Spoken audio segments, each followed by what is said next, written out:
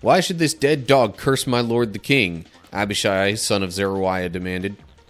"Let me go over and cut off his head." "No," the king said.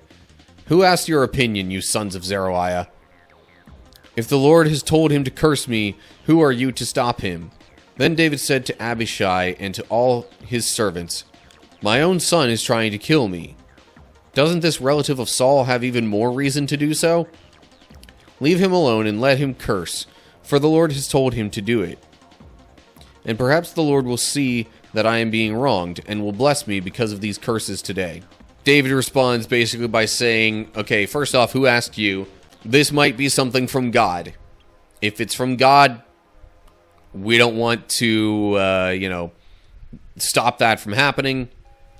If it's not from God, maybe, God will see this and bless us for having to deal with this. What's up, cool people? My name's Matt. Welcome back to our Bible study. Alright, we're looking at 2 Samuel chapter 16. David is temporarily, at least, not in Jerusalem. He has fled because his son Absalom whipped up a rebellion against him. That's really the main thing right now. He has some informants on the inside there in Jerusalem to, have them hear about what Absalom is planning, maybe even throw him off a little bit, give him some bad advice. But in any case, he has people who can give him regular updates of what's going on. So that is where we find ourselves with chapter 16 here. So here we go. When David had gone a little beyond the summit of the Mount of Olives, Ziba, the servant of Mephibosheth, was waiting there for him. He had 2 donkeys loaded with 200 loaves of bread, 100 clusters of raisins, 100 bunches of summer fruit, and a wineskin full of wine. "What are these for?" the king asked Ziba. Ziba replied, "The donkeys are for the king's people to ride on, and the bread and summer fruit are for the young men to eat. The wine is for those who become exhausted in the wilderness." "And where is Mephibosheth, Saul's grandson?" the king asked him. "He stayed in Jerusalem," Ziba replied. "He said, 'Today I will get back the kingdom of my grandfather Saul.'" "In that case," the king told Ziba, "I give you everything Mephibosheth owns." "I bow before you," Ziba replied. "May I always be pleasing to you, my lord the king." Alright, so Ziba was one of Saul's servants, Saul being the king before David, who didn't really like David, but still, Ziba agreed to help Saul's grandson, Mephibosheth, who David wanted to help because Mephibosheth was also one of Jonathan's sons. And, of course, David and Jonathan were real close buddies. And he wanted to, make sure that he was helping Jonathan's family in some way and taking care of them even after Jonathan's passing.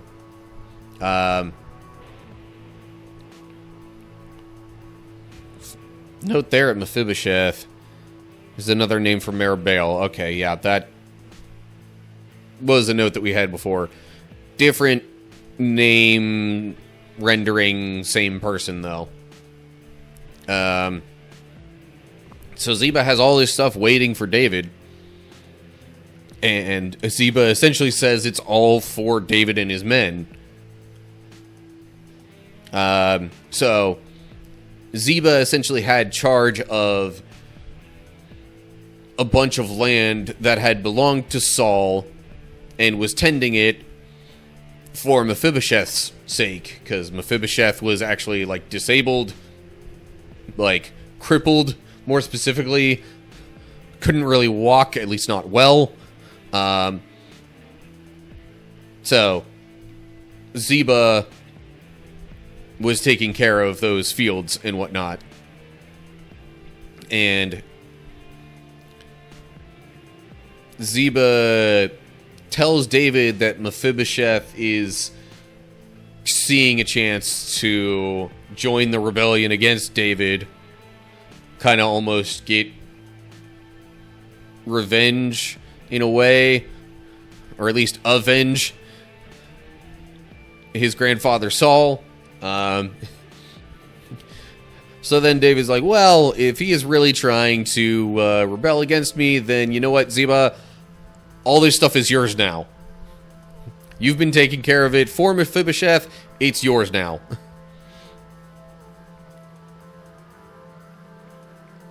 Okay. Then we get to verse 5. As King David came to Bahurim, a man came out of the village, cursing them. It was Shimei, son of Gera, from the same clan as Saul's family. Makes sense that he wouldn't like David so much. Anyway, he threw stones at the king and the king's officers and all the mighty warriors who surrounded him. "Get out of here, you murderer, you scoundrel," he shouted at David. "The Lord is paying you back for all the bloodshed in Saul's clan. You stole his throne, and now the Lord has given it to your son Absalom. At last you will taste some of your own medicine, for you are a murderer." Shows you how he felt. And I guess some of the people who were loyal to Saul previously, this proves that some of them still didn't really like David. Even though David wasn't really all that hostile towards Saul, Saul was very hostile toward David. So it wouldn't surprise me if Saul had spread a bunch of lies about David and what he was doing in order to, you know, convince the people that he was right. And that, you know, David was not supposed to be the king. But yeah. So this guy's cursing them and throwing stones at them as they're traveling, I assume. Anyway, verse 9. "Why should this dead dog curse my lord the king?" Abishai, son of Zeruiah, demanded. "Let me go over and cut off his head." "No," the king said. "Who asked your opinion, you sons of Zeruiah? If the Lord has told him to curse me, who are you to stop him?" Then David said to Abishai and to all his servants, "My own son is trying to kill me. Doesn't this relative of Saul have even more reason to do so? Leave him alone and let him curse, for the Lord has told him to do it. And perhaps the Lord will see that I am being wronged and will bless me because of these curses today."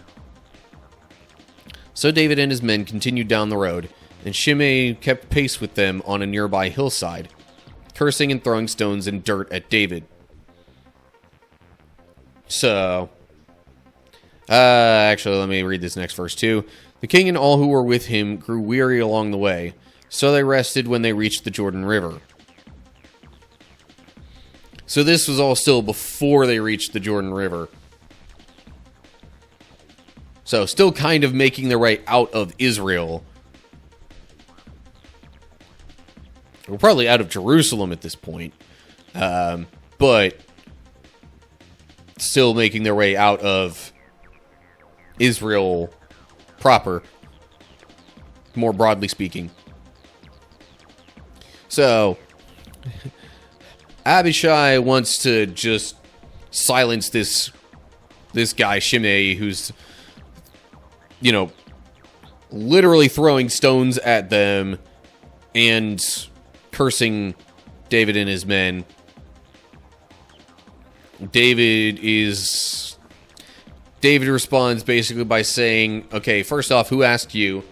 But this might be something from God.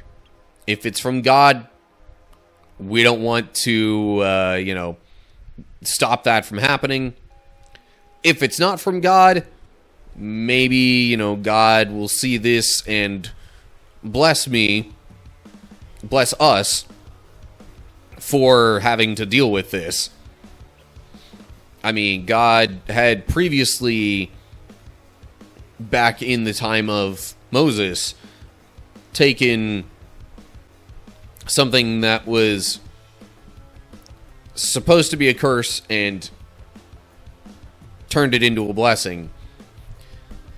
There was somebody who was literally hired out specifically to curse the Israelites back then, but God made it so that it was a blessing instead of a curse. Like, that was to the point where it was even worded as a blessing instead of a curse. But same kind of idea, I would imagine, trying to turn what's meant to be bad into something good. And, like, his reasoning here isn't that far-fetched. Like, David's like, my own son is out to kill me.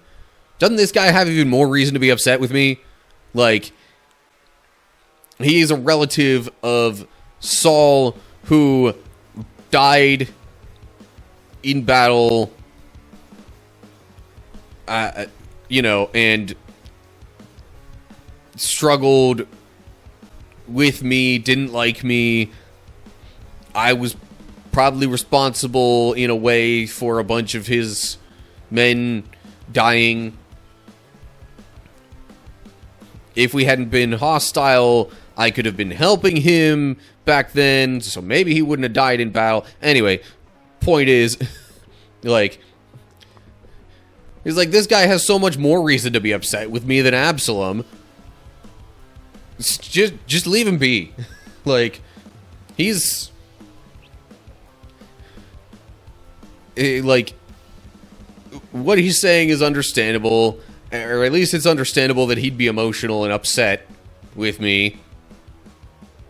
And that's also when he mentions the whole curse turned into a blessing sort of thing. Notes. Hebrew says this Benjaminite, which Saul, I guess, was from the tribe of Benjamin. So, yes, that would make him a relative of Saul. Note there, as in Greek and Syriac versions, Hebrew reads, see my iniquity, rather than say, see that I'm being wronged. Similar thing, it's just more... rather than saying that it's outright wrong, wording it as iniquity there would be more like David saying, maybe God will see the struggle that I'm going through and will bless me because of, me having to put up with that, or being able to put up with that without, like, doing anything bad as a result of it. So then they get to the Jordan River, as in Greek version. Hebrew reads, when they reached their destination, which it says they were headed for their... So, or I think there was a possible different wording of that in the previous chapter. It was like the crossing of the wilderness or something like that. Either way, it's believed that's basically where they were headed, because that was like the divide between the bulk of Israel and other areas where they wandered in the wilderness for 40 years under Moses' leadership. And the Jordan River was specifically where they crossed between the two. Okay, on to verse 15. Meanwhile, Absalom and all the army of Israel arrived at Jerusalem, accompanied by Ahithophel. When David's friend Hushai the Archite arrived, he went immediately to see Absalom. "Long live the king," he exclaimed. "Long live the king." "Is this the way you treat your friend David?" Absalom asked. "Why aren't you with him?" "I'm here because I belong to the man who is chosen by the Lord and by all the men of Israel," Hushai replied. "And anyway, why shouldn't I serve you? Just as I was your father's advisor, now I will be your advisor." Then Absalom turned to Ahithophel and asked him, "What should I do next?" I'll actually pause there for a sec. So while all this stuff with David is going on and they're, getting at least to the edge of Israel, Hushai is making his way to Jerusalem. So are Absalom and all of his people that are part of the rebellion. So they get to Jerusalem. They meet up there. Hushai's like, long live the king, as a sign of, hey, king, I'm here to serve you. But Absalom kind of questions it, like, I thought you liked David. Why are you helping me instead? And Hushai basically says, well, I'm here to serve whoever is king of Israel. Not just David specifically.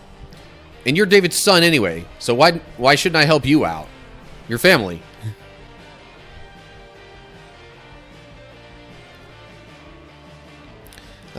So then Absalom turned to Ahithophel, asked him, what should I do next? And then verse 21, Ahithophel told him, go and sleep with your father's concubines, for he has left them here to look after the palace. Then all Israel will know that you have insulted your father beyond hope of reconciliation, and they will throw their support to you. So they set up a tent on the palace roof, where everyone could see it, and Absalom went in and had sex with his father's concubines. Okay, content warning there, sorry. Absalom followed Ahithophel's advice, just as David had done. For every word Ahithophel spoke seemed as wise as though it had come directly from the mouth of God. Seemed. Whether or not it was, but it seemed like that to Absalom. So, this here, though, was also a bit of prophecy fulfillment. Because back when David, had a child with Bathsheba, Uriah's wife, and then got Uriah killed, and then just married Bathsheba anyway.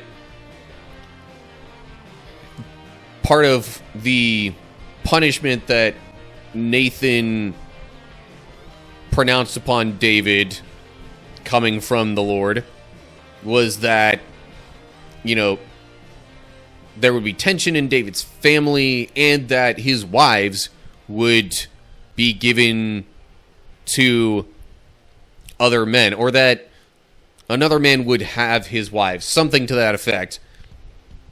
And it even said specifically that, he did this privately with Bathsheba, but his wives would be taken in,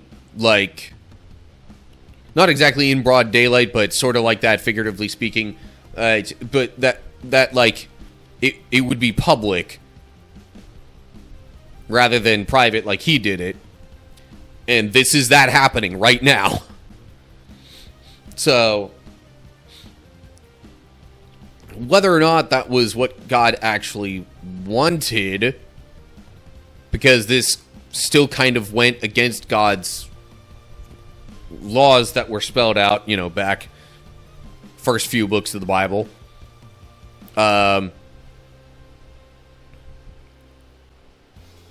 Like that was prophecy fulfillment. So yeah, and